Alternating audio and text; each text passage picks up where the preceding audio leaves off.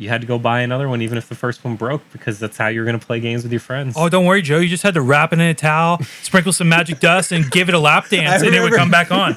Jesus, God, it was so stupid.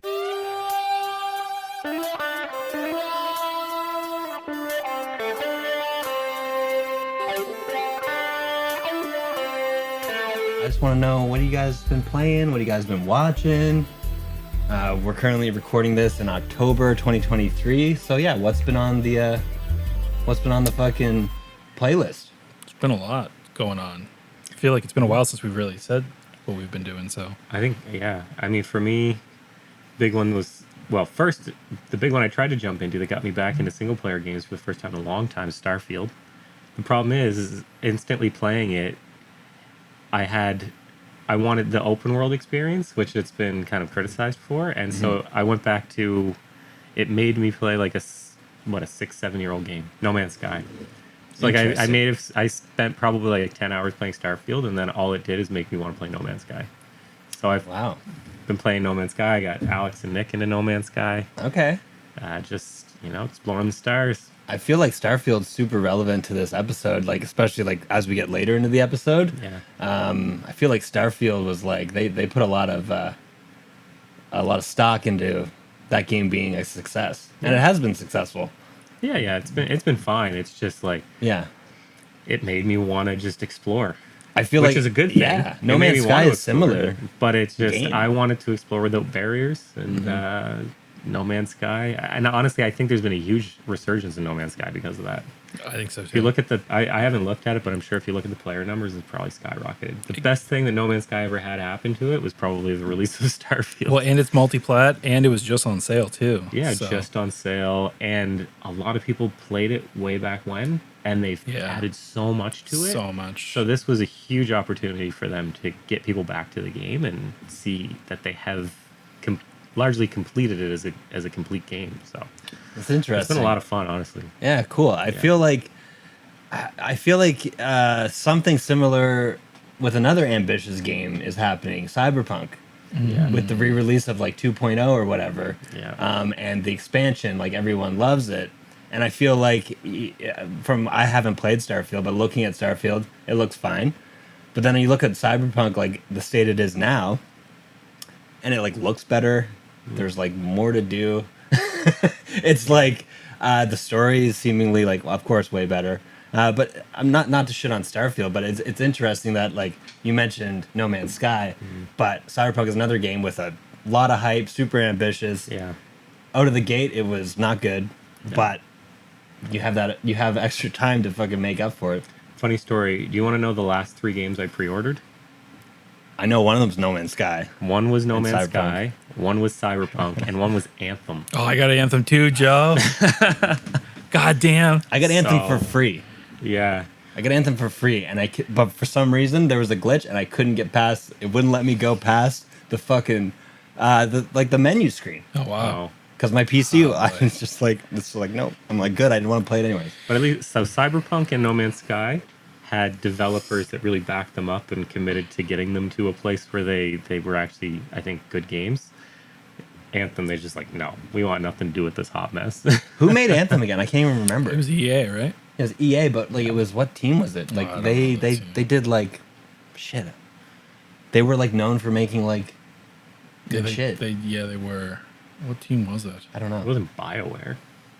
I feel like it was BioWare. It may have been BioWare. It was BioWare, yeah. Yeah. Oh boy. And no one is BioWare owned by, who are they owned by? Are they owned by Microsoft? No, oh yeah, they're owned by EA. Oh yeah, that'll be the next one. EA will be the next one on the. But that also released in like the worst of that EA microtransaction phase and the backlash, and that I think just screwed the whole game. True. Yeah.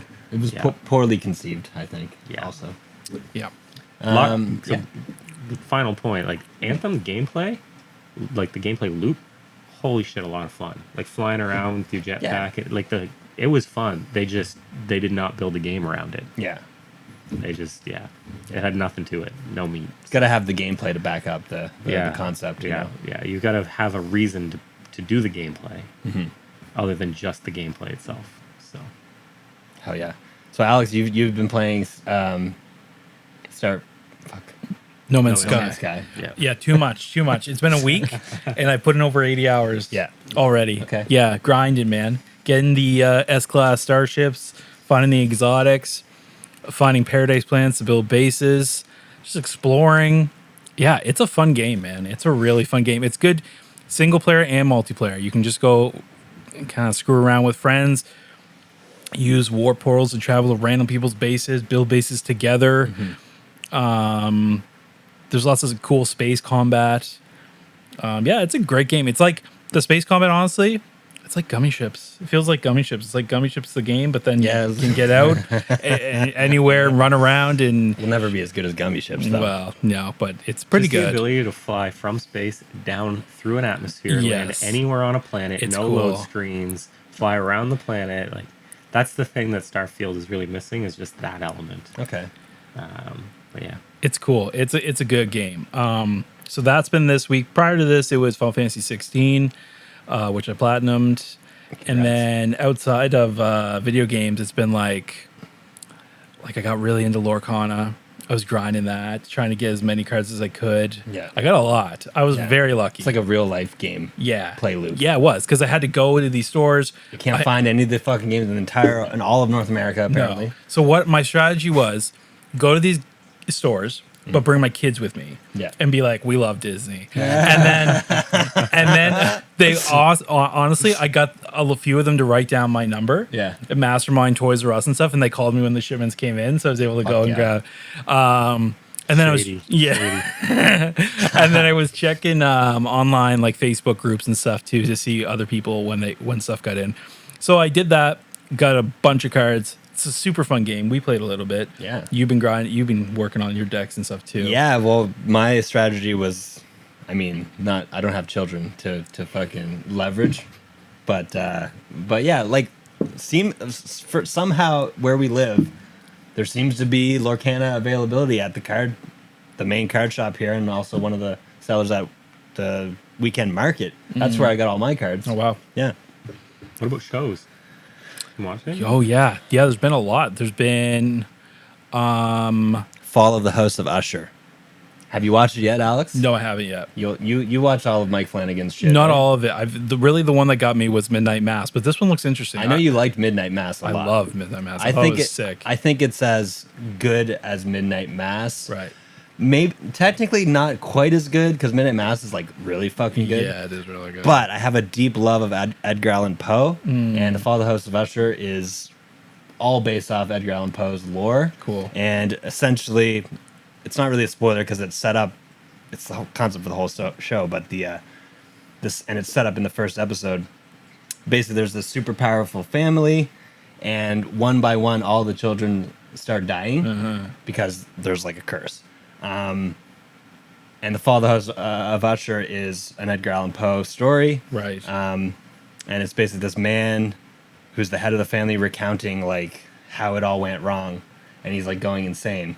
A lot of Edgar Allan Poe stuff kind of deal with like the insanity and whatnot, but basically every episode is like one of the family members dying, Right. And every episode is like a retelling of one of Edgar Allan Poe's stories. So like episode 2, The Mask of the Red Death, one of his best short stories, and it kind of plays into that. It's really cool. So just tell me from hot or cold. From the trailer, I gather that the dad somehow made a deal with like a demon or a devil, and then they're coming back to collect, and that's how they got rich and stuff. Is that hot or cold? That's No? not a bad interpretation. Okay. It's more complex than that, though. Okay, okay. It's not just you made a deal with the devil. It's not Right. that simple. Okay. It's more interesting than that. But yeah, that's kind of Okay. Speaking of other shows I've been watching, me and Taryn honestly, we've been doing it for like over a year, but very slowly. It seems around the fall, around Halloween, we keep going back to it. But we've been rewatching. We've been trying to get through Supernatural. If you guys have ever watched that show, it's fun. It's just CW. I have seen it in parts, like various like ex girlfriends and whatnot. Yeah, it's fine. It's good. And also Ahsoka. I don't know if you guys watched Ahsoka. I haven't watched it yet, but I want it's- to. I started. You know what? It completely fell off my radar. I just Joe, got Thrawn. so distracted by other things. It's like all about Thrawn. I Who's your know. favorite Star Wars He character? is, but you know what it is they were releasing like a couple episodes at a time. Yeah, and yeah. I still prefer to wait until they're all out and just They're binge out. You gotta watch it, Joe. them. It's Yeah, good. it fell off my radar because like I watched the first two and then I was Right. just like, oh, there's no more to watch, and then I just get distracted. It's pretty much I'm so spoiled by binging. Yeah, Yeah. I like to It's- binge. it's a direct continuation of like the Clone Wars into Rebels and now into Ahsoka. I mean, like that's those storylines. It's funny because I've been reading the Thrawn novels, the newest trilogy of Thrawn novels. So Right. yeah, I'll have to go back to it. it's good. It's I good. want to watch it, but I still have to get caught up on the Book of Boba Fett, Mandalorian Yeah. season 3, Obi-Wan, Andor. got a lot to watch. I did watch episode 1 of the Book of Boba Fett, and I was pleasantly surprised. Yeah. It was like but that was like a month ago. I haven't watched episode 2 yet. Just wait till you I get mean, Obi-Wan, midway through. it's not dependent on the Obi-Wan series, right? Like that's No. separate. So you could That's true. still watch it before that one. But I feel like I would if I'm gonna watch one, I'm gonna watch all of them because I do like Star Wars enough, and but we'll see. yeah. We'll see. There's a lot of content Yeah. coming out right now, and I mean Loki season 2. Started watching that. Yeah, me too. Pretty good. friggin' Obi. Our Flag Means Death season 2, like one of the best shows ever. Oh, is that the like What? the You don't know what it satire? is? That's the satire pirate show. It's a type pirate thing? show. Yeah, Yeah, it's like really? satire. HBO It's like pirate show satirical comedy. somewhat, right? It's Yeah. satirical for sure. It's Yeah. Taika Waititi. Yeah. Oh, And Reese Darby. I don't know if you know him, but I did watch season Remember one. Flight of the Conchords? yeah. The manager of the Flight of the Conchords. Anyways, that's Reese Darby, and he plays Steve Bonnet, who is a real pirate, the gentleman pirate, Oh. and he actually like paid his pirates like wages and stuff. It's basically Steve Bonnet and Blackbeard, and it's a Sick. comedy, and it's hilarious. It's HBO. It is funny. And Yeah. it's perfect. You know what? Season So- 2 is great. Yeah, I haven't watched season 2, but I watched season 1. And it was great. Damn, we'll have to watch that. I love Pirates. Another show I've been watching. Me and the girls. We're over episode 400 on One Piece. Oh my god! What We're about the getting up Netflix there. adaptation? Oh, we watched that. I want to. I'm immediately gonna we watch watched that. Yeah, you should. Because that's like not 1,000 episodes. Yeah. Yeah. And the girls are getting there. Yeah. Pirates are the best. I've got Pirates are the best. See, I'm glad we did this because now I have shows to add to my list. Yeah, there's fucking man. My list is extensive. For me, the two big ones that I've been watching Wheel of Time. Yeah. Oh, we didn't. Season I haven't 2 watched came that out. next Yeah, season so yet. I will say, like, as someone who read the books, it's always different experience Sure. if you've read books or not read books. Season 1 was, I didn't like it. Yeah, I mean, me I too. liked it in that I'm a fan of the show, but I just didn't really like the way that they did it. But I it was agree. still worth a watch. But season 2, Ooh, great. They good have to departed hear. a lot from the books, but again, most people haven't read the books, and it's fine. The way that they did it, I was fine with, as a book reader. Okay. They did a lot to expedite things and move the order of things around. Good. But it makes sense, and it's a spectacle. Holy shit! It's a Oh, spectacle. really? Yeah, the magic in this show has to be by far It's Prime, right? the best. Yeah, it's So got to it's be got the budget. by far the best done magic I've ever seen. Like the Damn. special effects Wow. and the magic are nuts. Okay, sick. So it's to- only going to good get to more hear. epic as like season 3. Holy, like my mind might melt. I Oh know my that you gosh. talked about Wheel of Time being Yeah. like one of your favorite series. Yeah, probably my favorite book series of all Oh time. wow. Okay. Okay. Yeah. Wow. So they've done a like, even sometimes you see season 1 of a show and you don't connect with the actors and you're like, they fucked up the casting. For the young kids, they did. It felt like in the Yeah. first season. And so in first season, it was like, it felt like they cast it as a teen drama, and Yeah. I'm not going to be able. Season 2, 100% buy-in on the Oh, cast. okay. I did Okay. not foresee myself coming around, but I'm all in on, like, the cast is great. I mean, the older characters were good, like the witch. Moraine, Yeah. Moraine, yeah, They were yeah. all good. The Asianish guy, like samurai Yeah, warrior dude, Lan. and her. Yeah, and They her. were They were great good. in the first season. But now even But- the main cast of younger people are a lot more believable. Okay. And they've definitely embodied the characters now. Seems Cool. like the opposite trajectory of like The Witcher Yeah. TV show, which Yeah. the first season was like perfect. Well, not perfect, but I really liked it. It was true to the books. Mm-hmm. And then season 2 and 3, it's like huge deviations. Very upsetting to me. Yeah. I also like read the books like right as these shows. I was like reading like the season. Like season 2 was based off of fucking Blood of Elves, I think. Yeah. I was reading that. I read that book like right before it came out, and then I watched season 2. I was like, I'm so confused. I know. Henry tried to tell us. Henry was Yeah. right, man. Yeah. Henry was fucking right. As big of a fan as I am of The Witcher, I've just been unable to stay awake through episodes lately. Season two, I really didn't like. Yeah. Season 3 was like okay, Yeah. better than season 2, but like I really love season 1. Yeah. At least like the first like 6 episodes I thought Yeah. were like mesmerizing. You got to jump on the Warhammer train, Jeremy, with us so that you can get into. I learned something about Warhammer. Did you? Well, What'd you learn?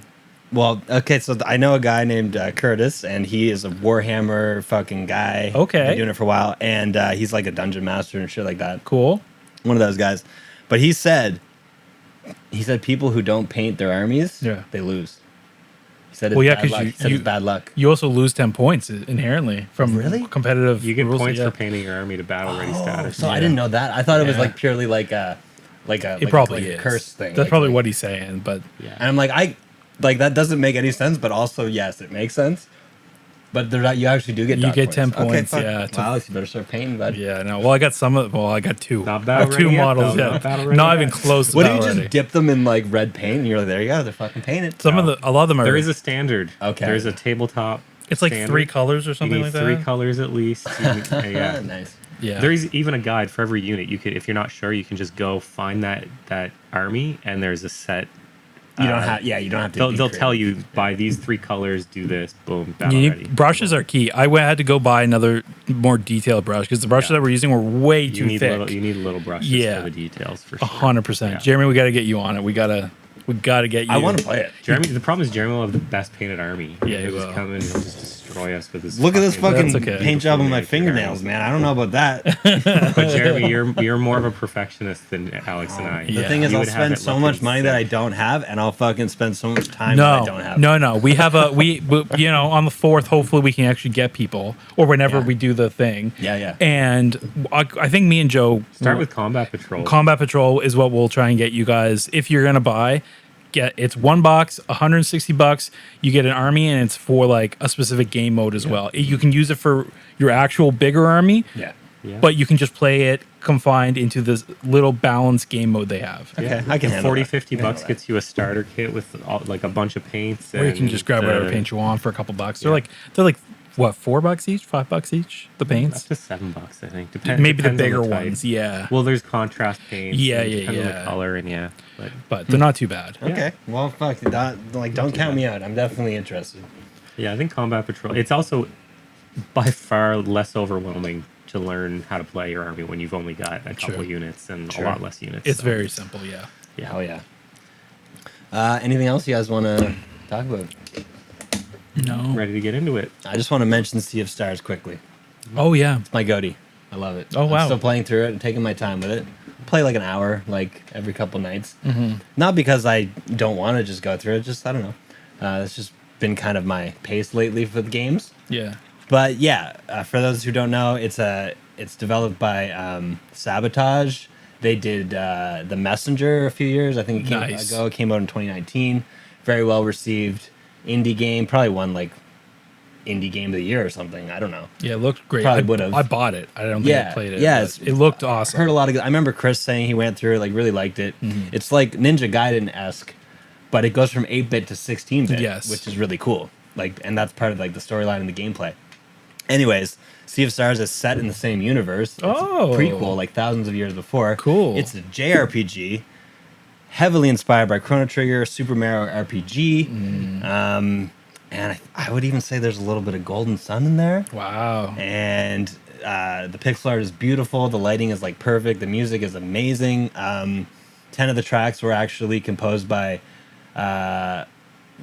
Mitsuda, who did the soundtrack for Chrono Trigger, so they actually have that connection. The music's just good across the board. Gameplay, just love it. Like I said, definitely my goatee. Anyone craving like a 90s era JRPG with like a 2023 sheen and like quality of life improvements, it's a game for you. Dude, I love that they set So those in good. the same universe. The fact that they're world Alex, building, You should. that's play, amazing. You will love it, man. Yeah, I know you never really played Chrono Trigger, Yeah, I played it, but I but never you beat like it. Super Mario RPG. Yeah. The thing that makes the Super Mario RPG the timing with attacks. That's like a big part of the gameplay, which wasn't in Chrono Trigger. Yeah. So basically, yeah, you can time to block and take less damage. You can time to Nice. attack to do more damage. Yeah, I was looking forward to Sea of Stars. I just got caught up. I think that came out when I think I was playing 16 still, Yeah, yeah. and so I was still just on the grind to get the plat. But Yeah, fair enough. I need to go back and But yeah, if you ever feel like it's like 20, 30 hours to beat. Like Okay. it's nothing crazy. And there's some interesting things that they did. One thing I like, your whole party members or your whole party, they level up at the same time. Oh, cool. So you level up. So you're never worrying, oh, fucking Red 13's level 17, but fucking Vincent's level fucking 50, which doesn't make sense. Vincent would be higher level by the time you get him. Anyways. Yeah. They all stay the same level, which I like. that's awesome. And yeah, there's just, I don't know. It's simple, clean game. I like it. Before we start this, which I know we need to get to really quick, Yeah. because you just brought those up and I was already thinking it. Final Fantasy VII Rebirth. Oh my Holy God. shit, boys! Looks amazing. 2023 Looks fucking is- insane. Dude, okay, the first February and March, basically the beginning of February and like the first week of March. Yeah. There's like 3 games that like are right up my alley. Fucking Persona 3 remake Oh, yeah, comes yeah. out on like the first week of February. I'll hold off on that. End of February, Final Fantasy VII Oh my Rebirth, God, I'm so excited. and then a week later, fucking Unicorn Overlord comes out. Why does that sound familiar? It's the fucking. It's the ogre. It's the fucking. Oh, the ogre one we battle. saw. Yeah. Yeah, made by Vanillaware, who did Dragon's Right. Crown and all that that. comes And, out like, in spring. it comes out in winter, technically. Oh my god. Sorry. Right. Wow. I didn't know that. Yeah, the first. It's going to be Shit. JRPG heaven, basically, for like the Wow. winter. So I would hold off on Persona. It's gonna be like a 100-hour game. I'm not going to hold out. I'm actually more excited for Persona. Like, You're gonna have to finish it. not before really. Like, I'm Rebirth. equally excited, but they're very different. But I love Persona. It's my favorite Persona. I'll definitely grab the other two first, and then maybe Persona eventually long down the road. Well, Persona though, you could, you just do a day, Nah. do one day a day in the game. Gotta- Live gotta your student life. platinum Rebirth first. I'm gonna platinum both of them, to be honest. But like, we'll see. We'll see how, because I binged Persona 3 Portable when I played it. It's like a 100-hour game, Yeah. as they all are. Yeah. I beat it in like 3 weeks back then Right. on Vita. So I think I can beat it in 3 or 4 weeks now. But I won't because I don't know. I'm an adult. Sure. It's hard. Meanwhile, I've got to get all my gaming in before the end of January, so Yeah, I'm really. gonna Yeah, miss those Joe. ones out, Yeah, Joe, that's like the worst timing. For Yeah. you. Fuck, man. Rebirth is not happening for me. It will happen. Yeah, Eventually. someday. It'll happen. I'll also need a PS5. That would That's help. true. Yeah. But Well, you could play Persona, Joe, because I actually announced it as an Xbox thing. Yeah. It's not exclusive, but like But they had I'm like not a they had Persona like guy. 48-hour exclusive like announcement. yeah, So- I've never been a Persona guy. No, I know. That's why I said it. Someday I will play it and I'll probably appreciate it. But yeah, You should absolutely play Persona 3 Reload at some point, Alex. Though you I love will. Persona 5. Yeah. It's like that. I definitely will. Yep. So in this episode, we break down the console wars into 3 main acts before taking a look at the games industry landscape we find ourselves in today, in what will be known henceforth as the console wars post-mortem. So the term console wars became popular between Sega and Nintendo during the late 80s and early 90s, as Sega was attempting to break into the North American market with its Sega Genesis console. Through a novel marketing approach and improved hardware, Sega was briefly able to gain a majority of the market by 1993. This caused back and forth competition between the two companies throughout the early 90s, but the paradigm was disrupted when in 1995, Sony entered the marketplace, and then furthermore in the early 2000s when Microsoft entered. We ready to dive into Act 1 here? Yeah, let's do it. All right, Act 1. Nintendo versus Sega, as Jeremy kind of just mentioned. So, as many of you may know, if you enjoy the gaming industry, in 1983 there was an industry-wide recession within the gaming industry known as the Atari shock, which kind of disrupted video games as a whole. And I believe a lot of people were saying that at that point, like they were questioning if this market could even like continue. Yeah, like E.T. in a the landfill Atari, in the yes. middle of the fucking desert. Yeah, often like mainly due to poor quality on Atari's part in what word am I looking for? Like kind of governing the games that were on their system. Yeah. it was a wild, wild west before this. Yeah. The curation was lacking. Curation there. Thank you, Jeremy. Yeah, I love Curation is the word I was looking for. I love curating. So yeah, that Atari kind of messed things up. And prior to this, there weren't many other video game systems. There was Atari, there was Nintendo, I believe. Nintendo just made arcades. They had just They made did arcades arcade at that games, point. yeah. Okay. So, but then on July 15th, 1983, Wow. Nintendo and Sega, same day, both entered the Japanese console marketplace with the release of the Nintendo Family Computer and the Sega SG-1000. The Family Computer, also known as the NES, correct? Yes. Yeah. Yes. Later on, and we will get into that. Right. Yeah. Yeah. The same day. It was so weird. Like, was that just a coincidence? Was that like? It's like it was in the cards, man, for Sega and Nintendo to be battling out for like the next 10 years. Who knows? Maybe there was some behind the scenes spy stuff going on. They were like, oh, they're going to release this day. We got to release this day. Sounds like it could be a good biopic in the future. Fucking Sega and Nintendo, get at me. If anyone saw the Tetris movie, they know there's a lot of stuff going on behind the scenes. Was the between- KGB involved? Yeah. It would Possibly. make for a cool movie, wouldn't it? But It would. it's very convenient because it very clearly delineates what we'll call prehistoric video game history. It is from kinda- really what's modern video games history kind of starts on this day. I feel like. Yeah. Yeah. No. Before that, it was a Wild Wild West. Arcade games kind of kicked things off, and then you went into anyone who had a simple computer and had the skills could make a video game and throw it out there. Trash, not trash, didn't really matter. Yeah. But then this is where we kind of cut things and say, okay, we got to try to organize an actual industry, Yeah. and have something serious. And This day also represents something. To me, it's like the shifting of North American kind of dominance, because Atari is a North American company, is it not? I have no idea. I'm pretty sure. I might be totally wrong, but I think Atari is the North American, American probably company. Right. But then on July 15th, 1983, Nintendo and Sega, Japan is like showing up. So it feels like a shifting to me. Well, yeah, relative to this next point where on October 15th, 1985, so over 2 years later, Nintendo released the Nintendo Entertainment System, a redesigned family computer for the North American market alongside Super Mario Brothers, and begins to dominate the market. So for those 2 years, they prioritized just the Japanese market over the North American market, which was probably the dominant market for the Atari. Yeah. They did sacrifice to focus on Japan.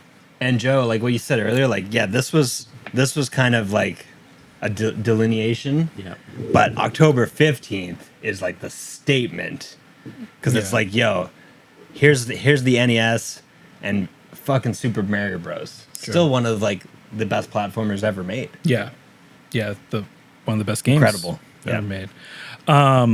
So Sega then followed up in September of '86 with the Sega Master System, which was a redesigned and upgraded SG-1000 in the North American market. Its graphics kind of compared to the NES, but struggled to gain a foothold in the market. Probably because, Nintendo got out there a year earlier, and they had, Mario. Which Yeah. The quality of Mario obviously very high. What did Sega? Do we know what Sega launched with? Did it come? There was nothing really of note, Note. I guess, in my research. Nothing I cared about. So Sonic wasn't until later. As we keep reading, you will kind of see you'll have Sonic's origins. They're in the Okay. Yeah, they're in there. So Mario had a mascot, or Nintendo had a mascot in Mario. Yeah. Sega didn't. So in August of '89, Sega released the Sega Genesis to the North American market, known as the Mega Drive in Japan. That's big. That's a big up, and I mean that probably. I'm guessing in terms of graphics, it was probably even more so. It was slightly better than the SNES. The Sega Genesis was much better than the NES. NES. It was comparable to the SNES, which we don't see yet for a while. So that they got out first with the kind of a next gen system. So I'd say so August of 1989 was kind of like this was Sega's play. The Sega Genesis was catering to a slightly different market, I would say, Sure. and it was more focused on the North American market. Yeah. but I think this is where they start to pivot to. I feel like one of the defining things is Sega ended up focusing more of their strategy on targeting a more mature audience, whereas Nintendo ended up growing into a more family-friendly type of console. The family computer. Yeah. But Yeah, I start with this one, Alex. Yeah. So in February of 1990, Nintendo released Super Mario Bros. 3 on the NES, further cementing the company's dominance in the market with a market share as high as 90% around this time. 90%. That's crazy. And Sega responded with the development of Sonic, a mascot that could compete with Mario. Yeah, the Sega's president actually compelled the company to create something that could compete with Mario. Makes sense. Yeah. Makes sense. I mean, at this It was point, they had. entirely a corporate decision. But what's Yeah. interesting is usually these corporate decisions don't work out, and you're like, we're going to force you to come up with something uber creative. Yeah. And then you're going to get something that's just not memorable at all. But it worked because Sonic was actually memorable. And It worked short term, at least. well, I mean, Sonic is still a memorable character. Oh, yeah. So Well, even yeah, if Sonic's right up there. I mean, if Yeah. I mean, in 2023, if we think of Sega's legacy, some people might only know Sonic as Sega. Yeah. You know. Yeah, So, fair enough. Fair enough. the most time, and I wouldn't expect that per se from a president coming down and say, you need to make something for me, Yeah. but it worked out. Yeah, the creators came up with something. Yeah. So on June 23rd, 1991, the original Sonic the Hedgehog is released 2 months before the SNES, replacing Altered Beast as the bundle game for the Sega Genesis. Altered Beast, that game is fucking shit. Game is awful. It's so stupid. So it seems like at that point, Sega started to do a bit better relative to Nintendo in the North American market. It's kind of eating away at the 90% market share that they had at this point. But if you think about it, like at this point, the Sega Genesis is a better console than the NES, but they have Mario. They've had multiple Mario games now. We're just getting like the one. I guess at the time, maybe there were other games that were really big, but memorable Sonic. Well, NES they is just had lifetime. Sonic, but like then Nintendo also had more than just Mario, right? Yeah, exactly. I mean, Super Mario Bros. 3, like we mentioned, the original Super Mario Bros. Being one of the best platformers of all time. Yeah. Super Mario Bros. 3 is better than that. Yes, in almost 100%. every way. I mean, Yeah. 1 and 3 are still my favorite Mario games. But like late era NES games, some of them are really good. Like is it Kirby's Kirby Kirby's Adventure? Superstar? Is that the one you're talking about? No, that's a SNES. Like the Kirby's. I think it might be like the first Kirby game. Kirby's- It's like really Kirby graphically Dreamland or so something, or like whatever. so good. Like Yeah. Dragon Warrior 4. Like some of these later games, like in Japan, Final Fantasy 3 was like pushing boundaries. With all the classes and stuff you could do. Like Yeah.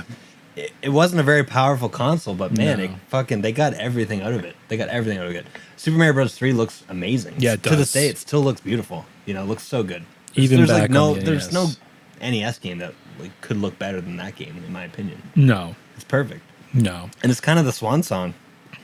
Yeah, it is. I mean, well, yeah, it's just August of 91, Nintendo released the Super Nintendo and launching with Super Mario World, Wow, which obviously wow. still one of the best platformers to this day.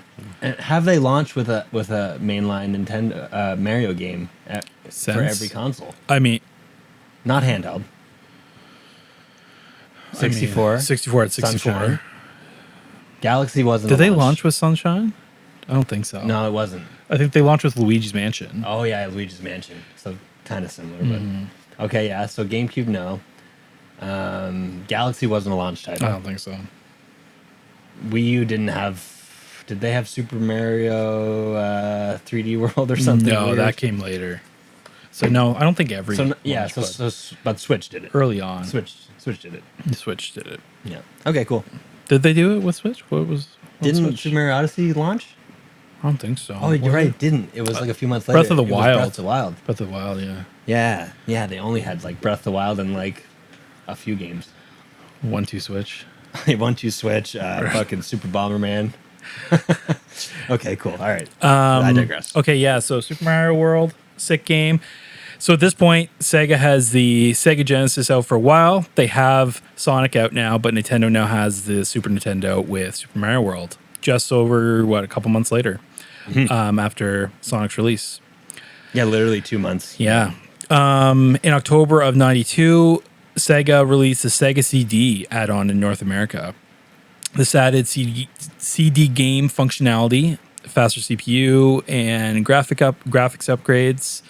It could play CDs, which is that. I mean, back in the 90s, that was cool. CDs, man. That's cool. It's like half the reason to buy a PlayStation, which we'll get into. Yeah, that's sick. Yeah, I remember playing it on my PlayStation. That Yeah. was a big deal. Yeah. Notable games: Sonic CD, Night Trap, Snatcher, and Lunar. Shout out to Lunar. Yeah. Silver Star. That's just one of the best JRPGs ever made. From like the 90s era, for sure, in my opinion. Love that game. In Alex the Dragon Slayer.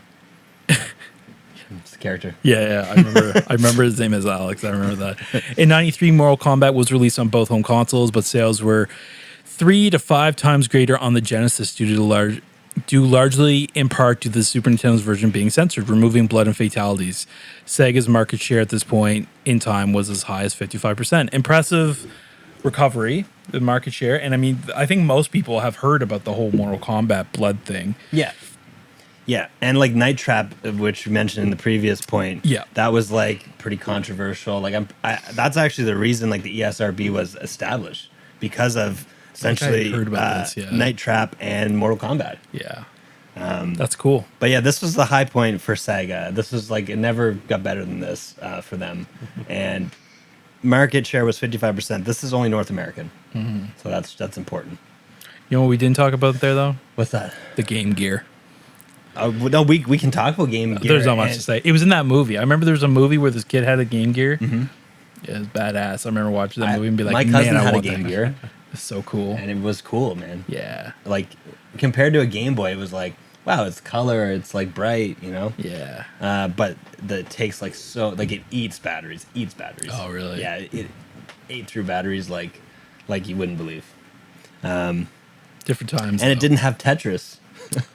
Didn't have Tetris. And it didn't have fucking Super Mario Land, 6 Golden Coins, and Metroid 2, and fucking Pokemon eventually. Link's Awakening. But that, I The think list by the goes time Pokemon came out, I think Sega was already done. on. Well, they were on the decline Yeah. for sure. Yeah, they were on the decline. All right.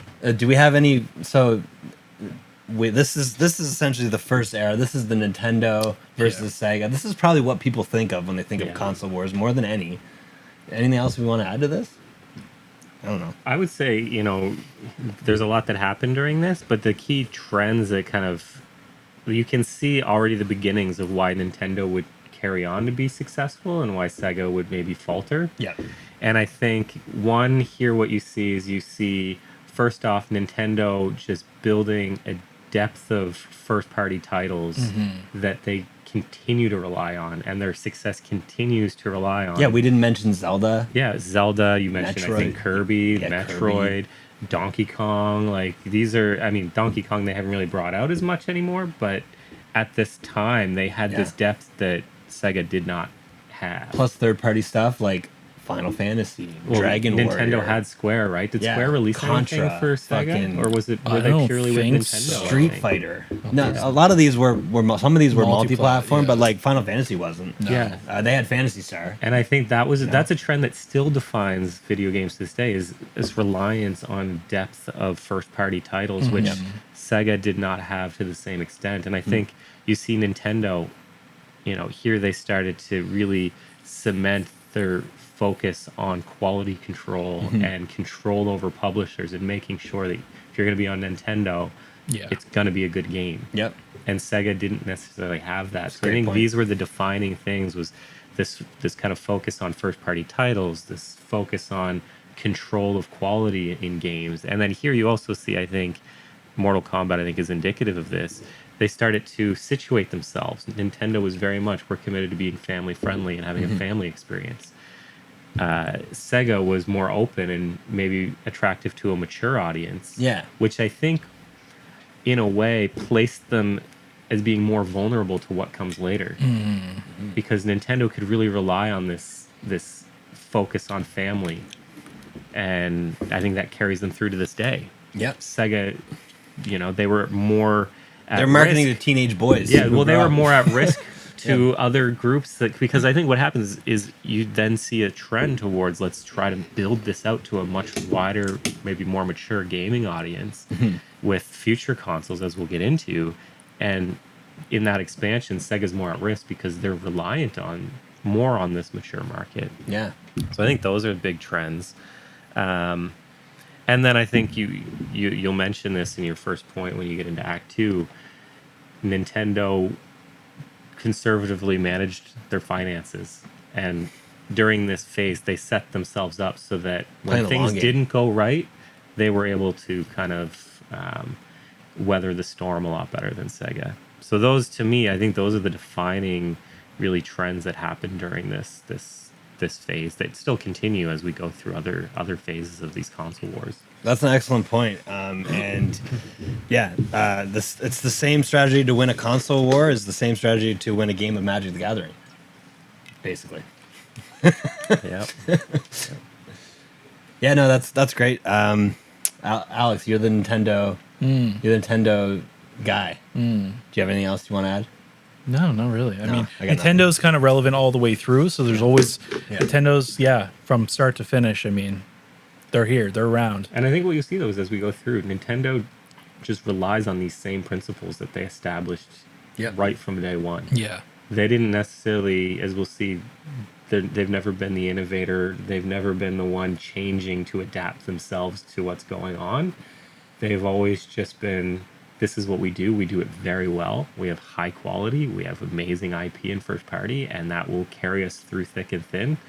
And where they do misstep, they rely on this conservative financial management. They're never in a position where they have to be successful or they're going to fail. Yeah. They have the buffer to weather the storm and then keep plugging away at what they do well, and eventually they come back. Yeah. I think the other thing about Nintendo in general, as we see through the years, is that like creatively, they focus on fun and they focus on creating that experience. It's not about making the most money. No. It's having about the best graphics. Yes, exactly. It's about what's fun, and that's, as Joe said, and they plan for things not to go right sometimes with that. So, But Joe, I don't know if you said they're not like necessarily innovative. Did you say that? I mean, when I say innovative, like they're not pushing technical boundaries. That's true.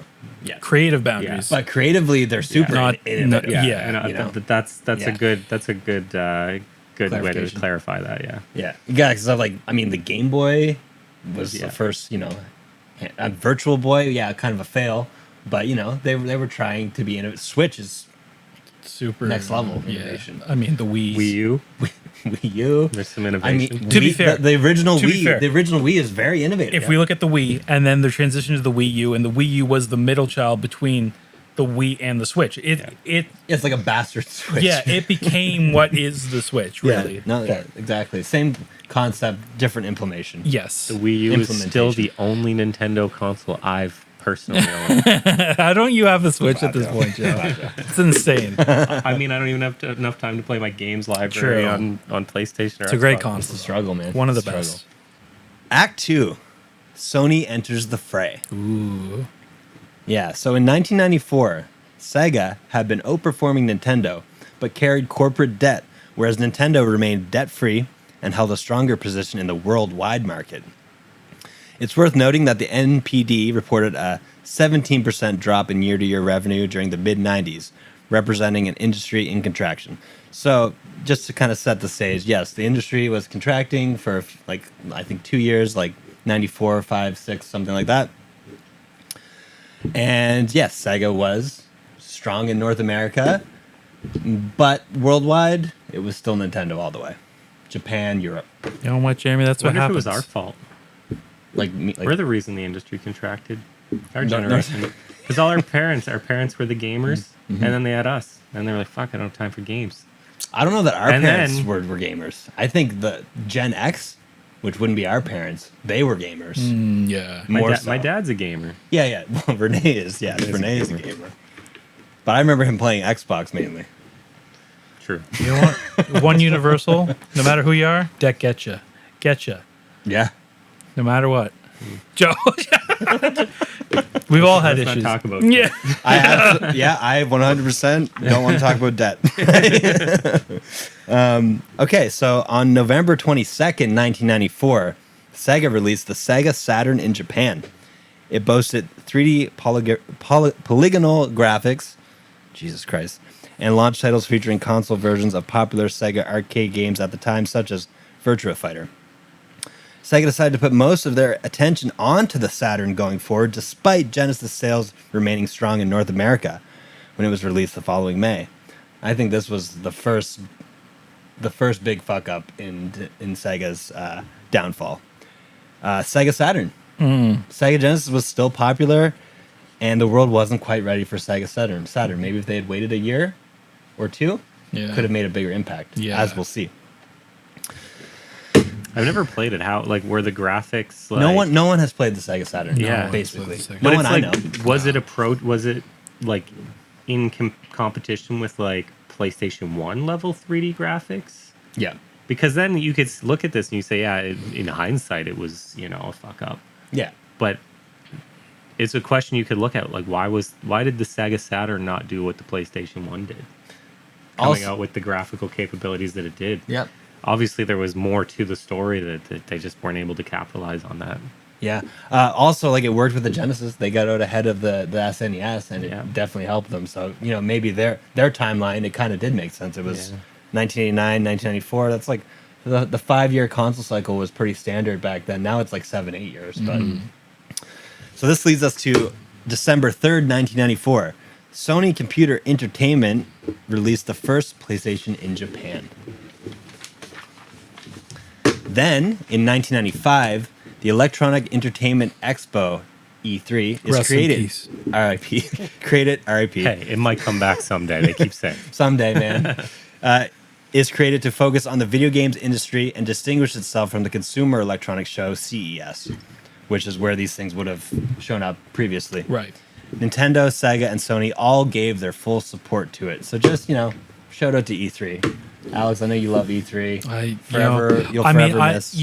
I think Jeff Keighley was one of the hearts of E3. So, the Summer Games Fest, it's continued what E3 was. It's still E3 time to me. It always will be. Yeah. And I think it is for the gaming, YouTube content creators, the gaming kind of hemisphere. It still is that. And I would argue it's kind of better, actually. You get it, like, spaced out rather than a huge dump, like, in 1 week. It's crazy. Things come and go so quick. But I guess that anyone who was like big into going to like an expo and physically being present and having the full experience probably misses it. If you live in LA, sure, or you're a journalist for big company. Yeah, exactly. So speaking of E3, in May of 1995, at the very first E3 in Los Angeles, Sega premiered the North American version of the Sega Saturn with a shadow drop and a price point of $399. So they were like, first E3, here's the Saturn, $399, buy that shit. But at the same event, Sony previewed the features of the PlayStation before revealing its release date and a price point of $299. So this is where thunderous applause. This is why. This is why. Do you know why? Yeah. Nintendo recruited all the good ninjas in Japan. So Sega didn't have the spies to figure out that Sony just down the street was going to launch a console $100 cheaper, because that was a blunder. Huge. That's a mess. $100 price point now. Yeah, that's huge. 2023 is huge. Yeah. That's but back crazy. then, that's a lot of money. That's a lot of money. And I mean, just to have it so obvious, like the contrast between the two right there on the same stage at the same expo, showing that. That's brutal. And the reports I read, the crowd, they were like cheering Sony, like they were hyped. They were like, wow, what is this? I didn't expect it. This has happened before in later years as well. We see this with again. The graphical capabilities. If the Sega Saturn was like competitive, they're like, we got the 3D graphics. We're the best graphical system you can get. We're the most advanced. $399, come buy it. And then Sony's like, we can do everything that they can do, but $299. And if you just wait like 5 months, and the Saturn will no longer be the most powerful console. Yeah. What a fuck up. And to that point, later in September of 1995, Sony released the PlayStation in North America, and its sales over the first 2 days exceeded what the Sega Saturn managed to sell in its first 5 months on the market. So that tells you everything you need to know. Yeah. 2 days, 5 months. Like literally, the moment Sony comes out on stage and says that, you literally backtrack and say we're gonna take a loss and we're gonna sell at $299, because if not, we just lost the entire North American market. Yeah, like you backtrack immediately. I don't know. Plus, there's also Nintendo's also working on something too. What did the PS1 launch with? Do we know? Tomb Raider, probably.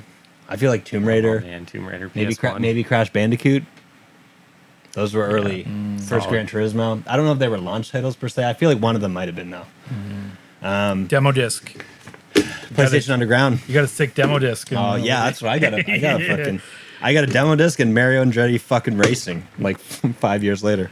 Wow, what a blunder by Sega. Like that just shows That's either a huge move. Either that was just pure arrogance, or they literally just had a team who wasn't doing the research properly and had their ear to the ground. Because like, there's no way. Like, I mean, like, well, we mentioned like Act 1 was like the Wild West. Yeah. Act 2 is kind of like, you know, the reconciliation of that. You know, things are starting to form, but still, they don't have like 30 years of gaming history to kind of look at the trends. they don't, but they do have like just general market knowledge. And like the fact that blows my mind though is you see Sega do this and we see the results of this. And then Sony does this, what, a couple generations further. And it's like, man, these companies get arrogant and they just think. And like Sony already well-established brand in its own right. Yeah. In consumer electronics, film, you know, audio, fucking music, all that shit. So they already have, like, they don't need to be successful in gaming. At least they didn't at that time. Now, actually, PlayStation is like the biggest brand within Sony.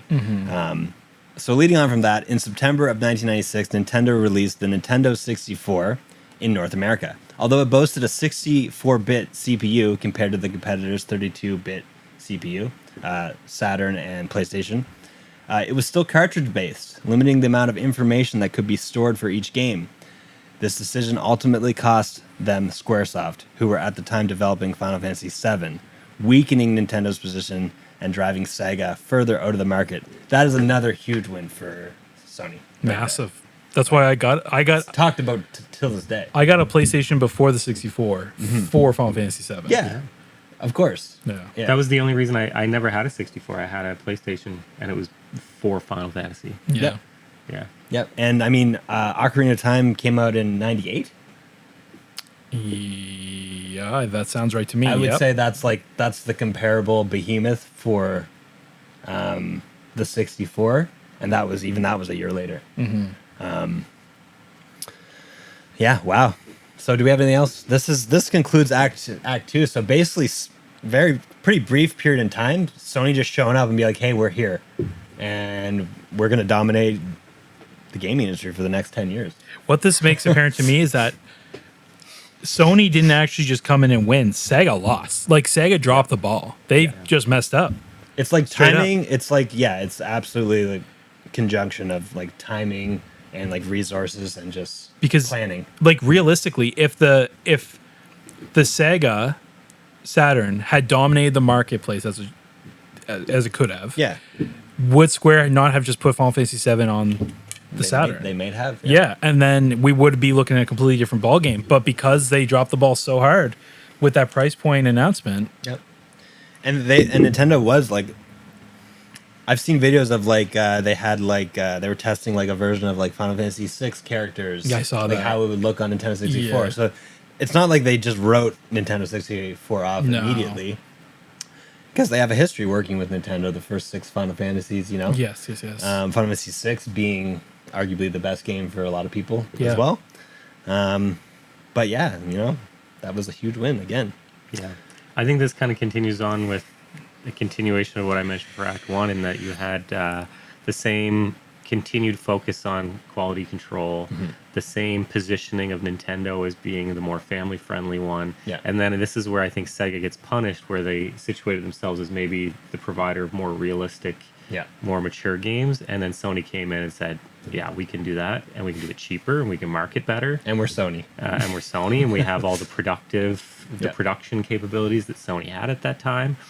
So I think this is where Sega was vulnerable, and they particularly got punished by the entrance of Sony. It hurt them a lot more. Yeah. Because Sega just wasn't as strong in that the very thing that they were good at, Sony came in and did it better. Yeah. But Sony didn't come in doing family-friendly games better than No, Nintendo did. That wouldn't have worked. They didn't necessarily come in with the strong IP to challenge Nintendo right from the start. No. And so I think this is where Sega really did get punished for the No. way that they'd situated themselves in the entire lead up. It wasn't even just this pricing issue. No, that It was just one factor. They situated them in this way that they were vulnerable to what ended up coming next. Yeah, and also like what you said earlier, Nintendo's conservative kind of approach Yeah. to their business. That's, Nintendo also lost that generation, but the GameCube still came out. And they also lost that generation, Yeah. but then the Wii came out. I will say with so this, it's like, something it worked. we're not seeing here is that, and obviously we don't have the numbers for this, but at this time the Super Nintendo was still going strong and still had releases. Yeah, that's the thing. very late. So I bet even though they lost Yoshi's the Island? N64, if you look at total sales numbers for these periods, I bet you the Super Nintendo was still, it probably had a huge user base and they probably still had a bunch of people buying games. I bet even during the beginnings of the N64, they were still doing incredibly well in terms of sales. I didn't get a PlayStation until like late 90s, like I think Yeah. like maybe like literally 1999. And I remember playing Super Nintendo primarily in the late 100%. 90s. Yeah. That's when I remember playing Super Nintendo because I was Yep. born in 89, so Yeah. yeah. I think the that's true. the final big trend I would recognize here is, when games started, it was just like some guy in a basement coding a game. You could do it individually. Yeah. As during this stage, the graphical capabilities, the technological requirements of games grew. So you needed dedicated studios, you needed expertise, and Nintendo had a lot of that in-house first party, and they did a really good job of that. What I think Sony did well, and what started to happen, is you started to have third-party game makers become more mature and advanced themselves, that they Yeah. could make games to rival Squaresoft. first-party games. Yeah. And this is Squaresoft. And then what came into the battle at this point was, as a console, you can focus just on really providing great support to your first-party teams. Yep. But here you start to see competition amongst the game consoles for, can we develop and support and help in ways that woo third-party providers to make games for our system that are really good. And Sony, I think, did a really good job of that. They've And this always is had where they built their fantastic success. third-party relationships. And then we see that later on, in that some of these early really good game providers then become exclusive. And again, I don't think Sega didn't seem to really be competing on that dimension where they necessarily needed to. And so that, I think that's a trend that comes in the second act, Yep. which continues to be important, and we see it when we come to the post-mortem. This relationship with developers and ability to control Key. games and get control of important IPs is kind of key starting from this point.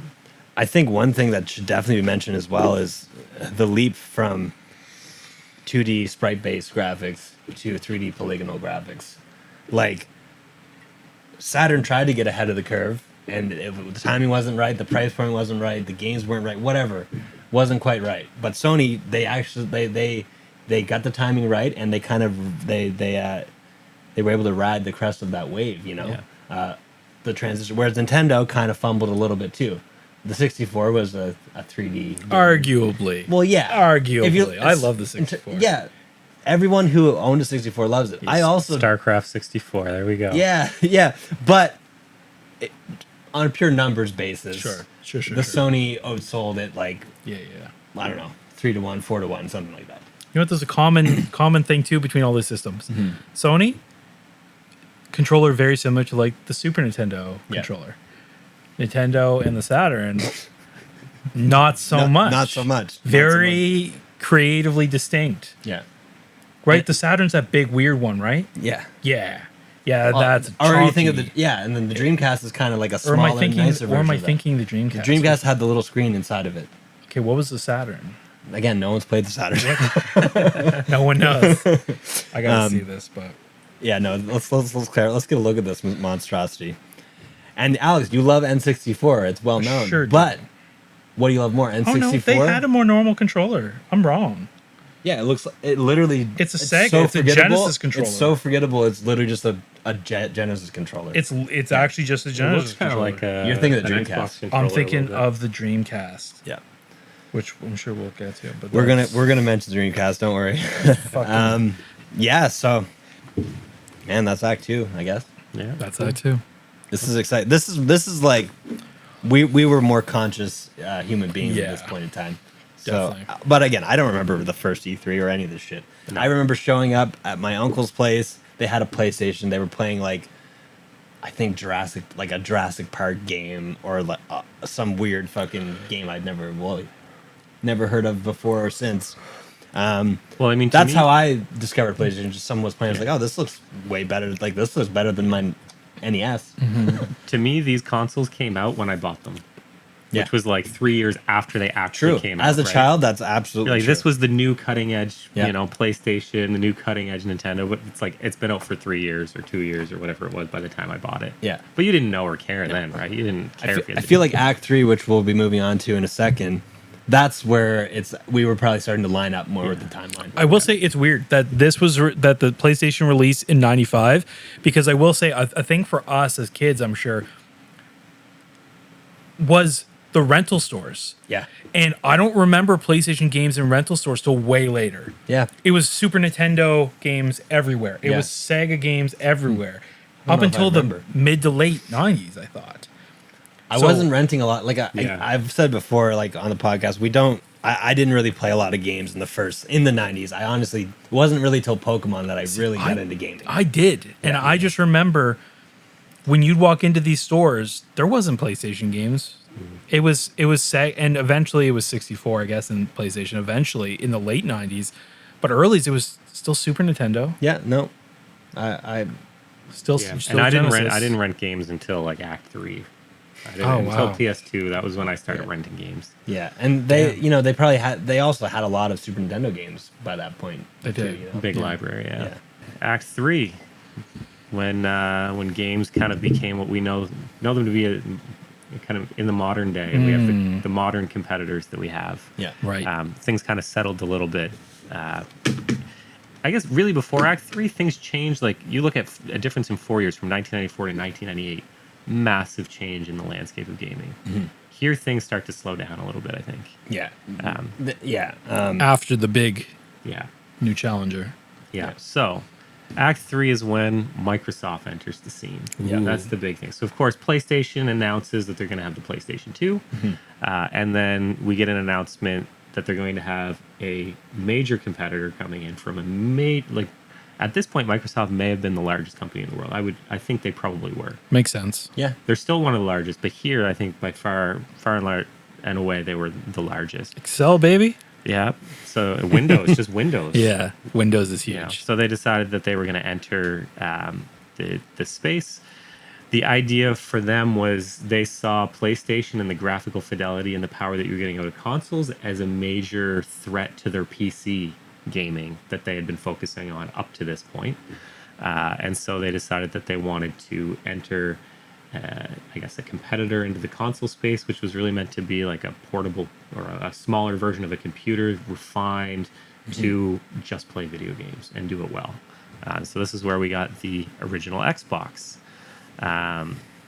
So this happened in 1999, and then They were developing it. they were still developing. at this So time, it was yeah. announced in 1999. That's Yeah. right. So then, but again, front running this next gen of consoles, Sega came out first. So we had the Dreamcast come out in 1999. In Business Week, talk about this first mover advantage. It didn't seem to work here.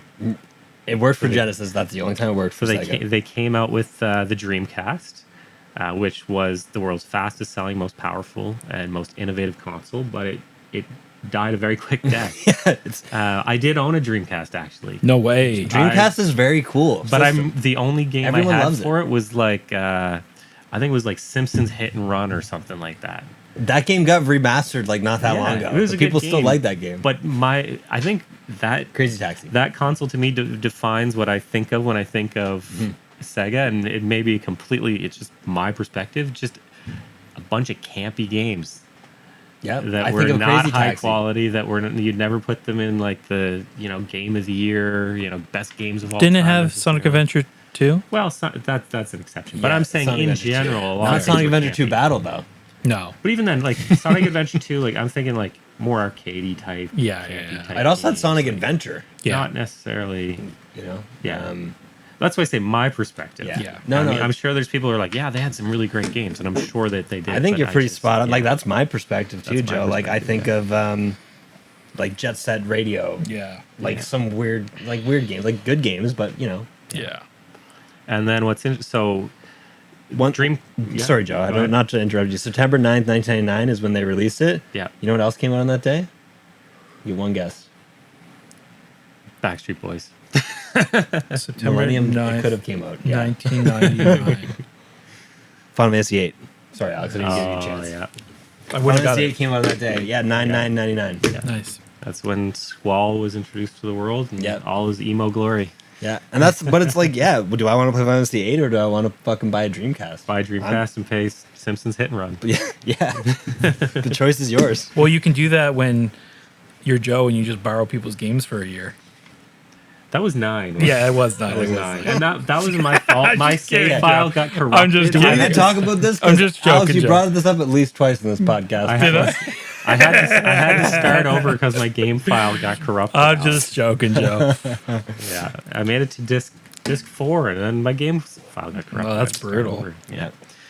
So yeah, then the big behemoth moment that just put the nail in the coffin for Sega. October 26, 2000, the PlayStation 2 finally comes out. Goes on to become the best-selling video game console of all time. 155 million. And this I units. remember. This I Wow. clearly remember. I didn't get one from the start, but I'm pretty sure Pat Jones got one right from the start. And I remember. I don't think it was necessarily a launch title, but very close to the release of this, at least in my mind at this age, was like Final Fantasy X. Yeah, that was what got me. That's Yeah. why I And saved up money to buy a holy PlayStation crap. 2. Yeah, It took me a while, so I didn't get it till like I think January 2003. yeah. But Final Fantasy 10 again, that was the reason for me to buy it. And holy crap, the graphical jump that you had with Final Fantasy X, right? Yeah, Like there was other points of the game that were disappointing, loss of open world like overview map, but like the water, like you have the opening scenes with like I think Waka coming out of the water, and it's like wow, this is legendary voice acting. Yeah, even just the opening, Unrivaled in the industry. the opening sequence of Final Fantasy X is like It's awesome. epic. There's Anakin, yeah, That music, yeah, so the good. Blitzball, like Blitzball, not spins, so much. attacking, oh, Yeah, I've huge and like Final Fantasy 9 is I think the best looking PlayStation 1 game. I mean, it makes sense. It was, you know, near the end. Yeah, they really had it figured late out, era, dialed in. you know, PlayStation games were looking pretty good, but still, PlayStation 2, man, Yeah. next level. Yeah, Yeah. PlayStation 2 next level. And then it was literally like two and a half months later, Sega announced would cease making home console, killed the Dreamcast, killed Sega as basically as a console maker, as a Yeah. competitor in the console sphere. Was it Sony? Yes, the PlayStation release, and it was, you know, very immediately popular. That in conjunction with, you know, Sega surely knew at this point that Microsoft was developing something as well. I think that's definitely a factor in like their, you know, corporate kind of. I think they were struggling. planning. They realized they weren't cutting it strategically.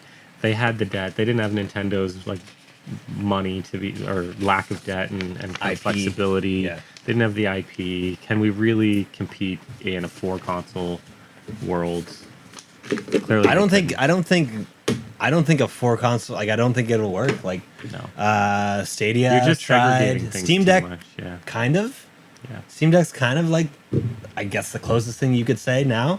That would be the I mean, fourth tier. we've always had fourth- PC gaming Yeah. as a competitor Yeah, in the background of exactly. the consoles, right? So really, you say a 4 console world plus PC, so it's really 5 different Yeah, competing. that's too much. Yeah. Competing things. So yeah, it's just too. Someone's gotta give way, I guess.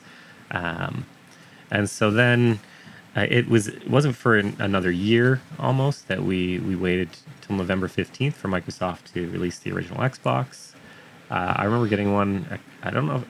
We've discussed this before. My memories are fucked at this age, but I got one at Christmas, and I remember playing whatever the launch title was, Tetris and Star Wars Clone Wars, Oh yeah. and it was glorious. I mean, graphically, I never really noticed a big difference between, you know, PlayStation 2, Microsoft, but they came out with, I think, good games right from the start. They Yeah. had this focus on great exclusive games that I think really made them come in and yeah, Halo was the big one. Yeah. Again, at this point, it's kind of funny because if you think about it, you've got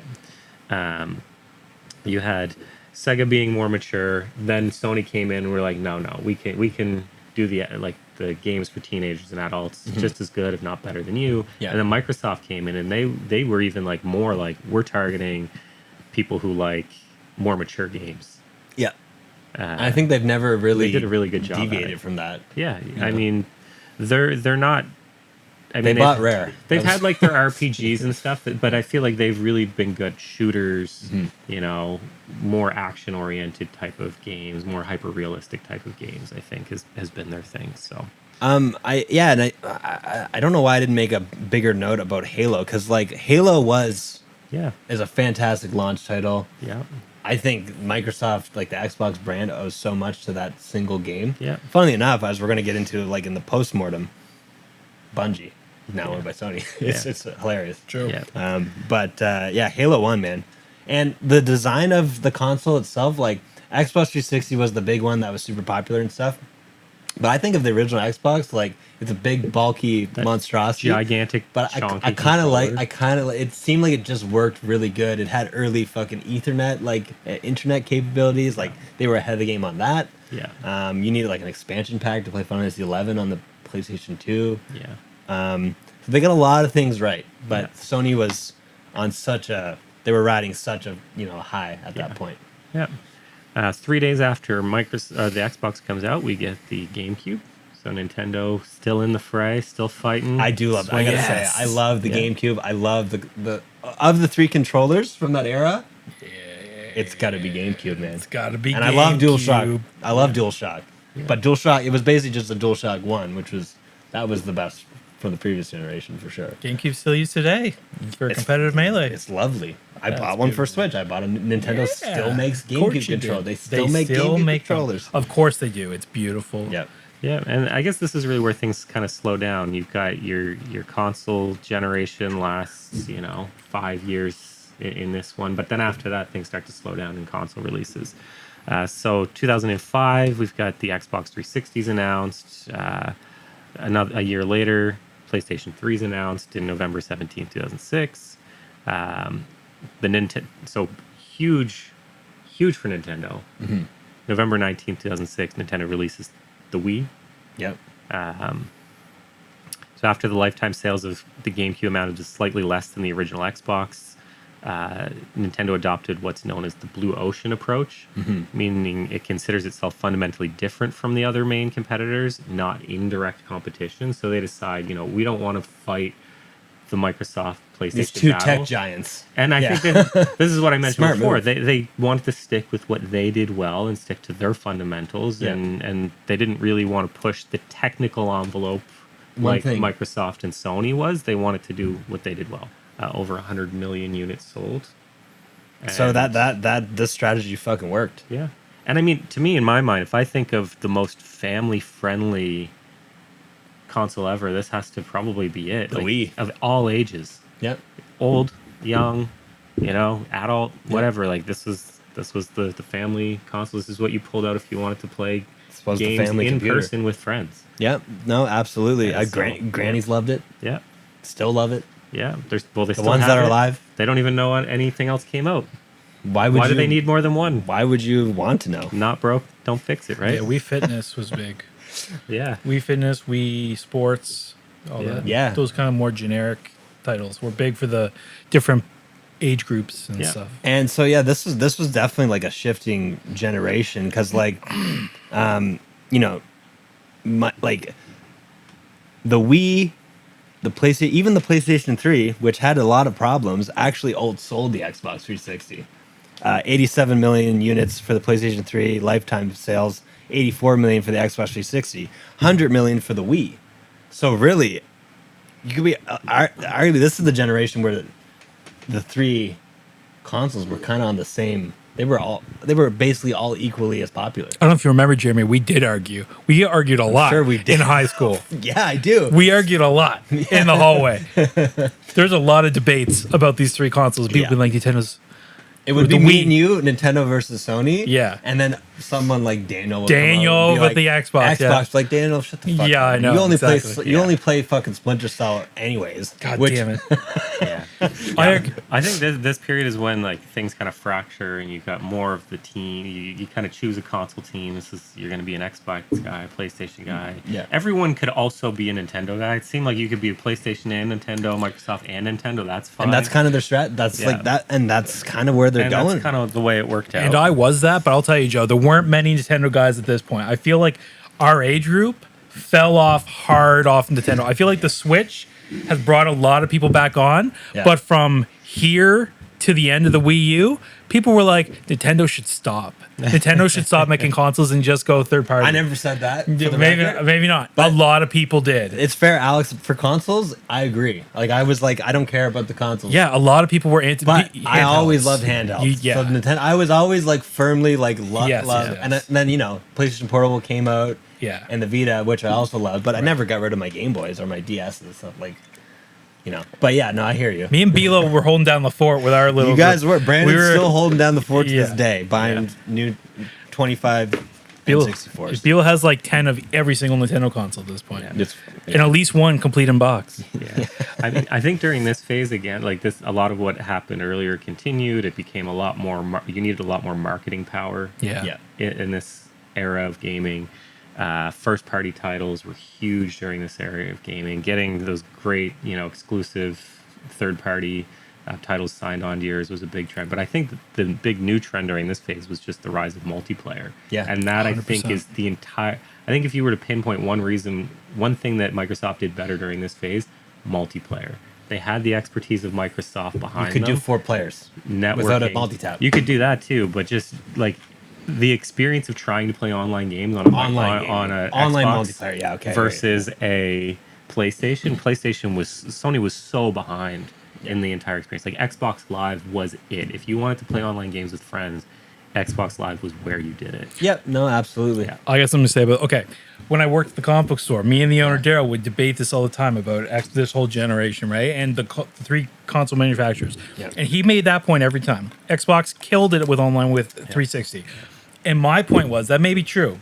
Maybe it has the capabilities, but you had to buy somewhere between 2 to 3 360s to play it through the whole console generation. Have you looked up the statistics for the Red rates? Ring of Death? Oh, it's bad. From what I've read. There's very little stats on this. But a couple years ago, I was so annoyed by this. I looked it up.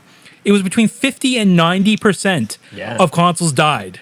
That's crazy. And who talks about that? Oh, the 360 was such an amazing... Like, there's a whole generation of kids, or adults now, who love the 360. Yeah, you were in love with a piece of shit that died multiple times. I guess that's why the 360 sold so well. Everybody needs to buy 3 of them. Exactly, Joe. And the numbers are definitely inflated. This is bullshit. And Sony still and PlayStation 3 still outsold. Yes, this is barely bullshit. And but I wonder too. Oh my God, how it's so frustrating. Did Microsoft count like warranty? Oh yeah, we're gonna give you a new free one. Probably not. I will say though, my PlayStation 3 died after 2 weeks. I beat Metal Gear Solid 4. Right. And then I was like playing I tried to like play Soul Calibur 4 and it just wouldn't turn on. But you got it back, didn't you? I sent it to them. Yeah. I got it back. I sent it to somewhere in America. Yeah. And I got it back in like literally in 3 days. It was insane. I got back a brand new play and I was like, it worked ever since. But the thing is regardless of the issues, and this is you got to give Microsoft credit. Regardless of the issues with the console, if you want it to have an actual functional online game playing experience, you had to go buy another one, even if the first one broke, because that's how you're going to play games with your friends. Oh, don't worry, Joe. You just had to wrap it in a towel, sprinkle some magic dust, and give it a lap dance, and it would come back on. Jesus, God, it was so stupid. But that was only a problem with like the early batches. Like they did fix that. Yeah, later dude, on. I don't know. Bilo, literally, I remember him telling me he's like, yeah, I had like 7 Xbox. But he probably bought them all like secondhand. He was like, Oh, dude, I don't know. I don't know Maybe. about Brandon because he's still buying I don't know. all sorts of consoles all the time. But guys, I can't it is even. it is frustrating. But yeah, I had a 360, and my 360 was fine. Yeah, everyone who had But one I loved it. waited a couple years to buy it, so I got past that point where there was issues. It's just everyone loved it. They just accepted that it would die. Yeah. At any time. As soon as you turn it on, could be tomorrow. But again, could be Halo 3, man. had Halo You 3. wanted to play Halo 3 with your buds. And Halo 3 was sick. I played Halo that 3 is a sick. ton with B-Lo. Great game. Great game. Yeah. Halo 2 actually. Halo awesome 2 is probably multiplayer too. I'd say Halo 2 is probably my favorite Halo. Yeah. Someone who has never played the campaigns, although I would probably like to at some point. Yeah, they had good Halo 2 multiplayer. broke my Xbox. So another game. Speaking of breaking Xboxes. that was another game I pre-ordered. I don't do many. Pre-ordered Halo 2 Steel Case Edition. Got it. So happy, and then it was just like it broke my Xbox. It was never the same after trying to play that game. I had to return it. Could never buy it again. Never played it. That's when my Halo journey ended. I just couldn't. I had such a sour taste in my mouth after that. I gave up on Halo. Don't worry, Joe. It could have been any game. You know what though? I've never had a Nintendo console that died on me. But no, Halo 2 was on the Me original Xbox, either. right? No, I've had a Halo 2 PlayStation was, I that think, died. original Xbox game. Which one? Halo 2, I think, was an original Xbox game. Was it that got... Yeah, it got ported, I think. Maybe. Halo 2 was an Xbox game. It was a Yeah. late era Xbox. Exactly. So it wasn't an Xbox 360. So it wasn't like a Red Ring of Death No. issue. It was just like okay. Too powerful. fried my Bungie was a sleeper agent actually the whole time. Sony always owned them. They were just like, yeah, it's going to be a great game, but it's going to kill the console because it's too powerful. Do they? But they should have done that And with then Halo, Halo 1 if 3, that's when they same were going to thing. do it. Yeah, Because that's Halo true. 1, Xbox was a solidly built console, the original, Yeah. going back to the original. Solid. How could it not be? yeah, and they It's had more than fucking just big Halo. as a goddamn building. as much as I say, like Sony had the RPGs and stuff, like Morrowind, Yeah. one of my top games of all time. Yeah. Xbox, Yeah. beautiful. Yeah, you are... I mean, you're our Xbox Oblivion guy. Oblivion came out on PS3 though. And Skyrim. Did it? Yep. Really? Yep. I would never buy them on a PlayStation because I'm just like, that's an Xbox game for me. No, I don't have Oblivion. I own it on PC. I could be that might not be true. It might not be on PS3. Yeah. Morrowind was not. Yeah.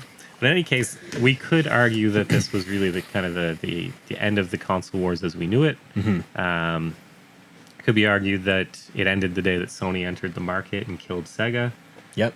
because we have those same three competitors, and they've kind of reached some kind of an equilibrium where they could all carve out their niche. Yep. Exactly. Definitely. Although I will say, when we say it was the war in terms of the war of words between fanboys was strong The strongest. sure in this was. generation. when Sony was around. It sure was. Especially for us because we were teenage boys at the time. Yeah.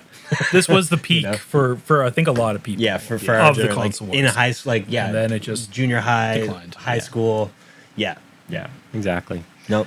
All right, so that's the end of the console wars as we kind of knew it, As we knew it. and now we can get into the console wars post mortem.